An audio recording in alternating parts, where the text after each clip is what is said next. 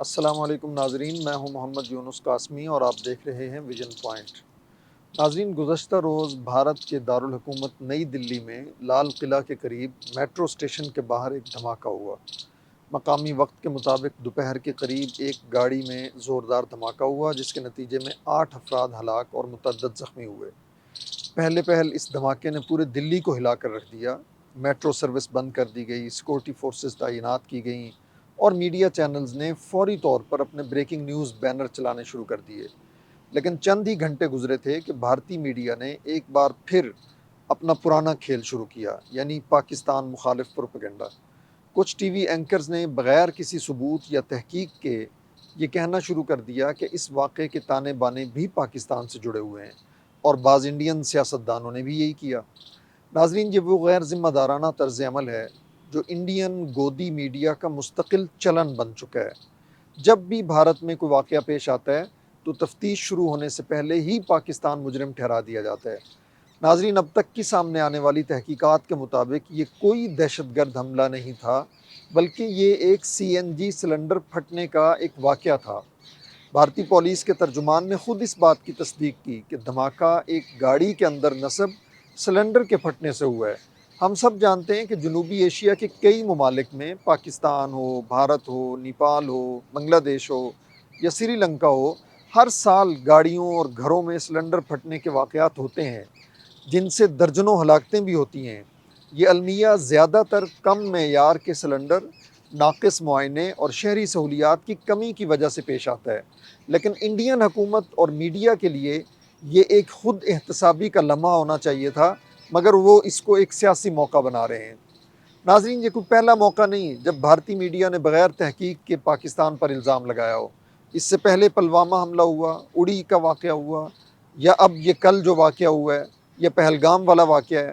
ہر بار ایک ہی فارمولہ دہرایا جاتا ہے اور ہر واقعے کا الزام پاکستان پر عائد کر دیا جاتا ہے۔ یہی غیر ذمہ داری اور سنسنی پسندی بھارتی میڈیا کو ایک پروپیگنڈا فیکٹری بنا چکی ہے۔ عوامی جذبات کو بھڑکایا جاتا ہے اور پھر اسی بیانیے کو سیاسی فائدے کے لیے استعمال کیا جاتا ہے۔ مگر اصل بات کچھ اور ہے۔ ناظرین، اصل کہانی یہ ہے کہ بھارت میں اس وقت انتخابی دباؤ بڑھ رہا ہے۔ بہار، اتر پردیش اور دیگر ریاستوں میں انتخابات قریب ہیں۔ مودی حکومت اپنی معاشی ناکامیوں، مہنگائی، بے روزگاری اور کسان احتجاج سے توجہ ہٹانے کے لیے ایک بار پھر پاکستان مخالف بیانیہ سامنے لانے کی کوشش کر رہی ہے۔ یہ وہی پرانا حرب ہے۔ جب بھی اندرونی مسائل انڈیا کے اندر شدت اختیار کرتے ہیں، مودی سرکار اور اس کا گودی میڈیا پاکستان کارڈ کھیلتے ہیں اور عوام کو یہ یقین دلانے کی کوشش کی جاتی ہے کہ ہر حادثہ، ہر دھماکہ، ہر مسئلہ کہیں نہ کہیں پاکستان سے جڑا ہوا ہے۔ ناظرین، یہ المیہ ہے کہ انڈیا میں میڈیا کا کردار اطلاع دینے سے زیادہ اشتعال پھیلانے والا بن چکا ہے۔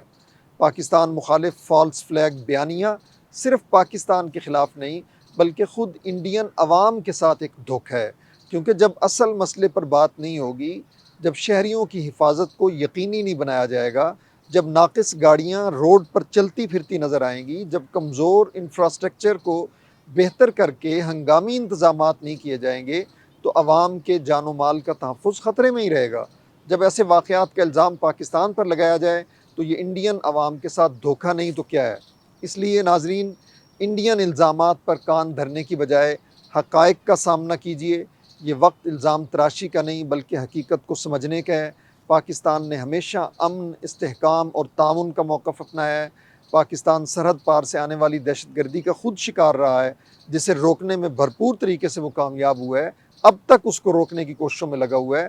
اس لیے ہم دہشت گردی کی ہر شکل کی مذمت کرتے ہیں، لیکن بھارت کے اندر جب بھی کوئی حادثہ ہوتا ہے تو اس کی ناکامیوں کا ملبہ پاکستان پر ڈال دینا اب یہ پرانا ہتھ کنڈا بن چکا ہے۔ یہ بیانیہ شاید وقتی سیاسی فائدہ تو دے جائے، مگر علاقائی امن اور عوامی سچائی کے لیے یہ سب سے بڑا نقصان ہے۔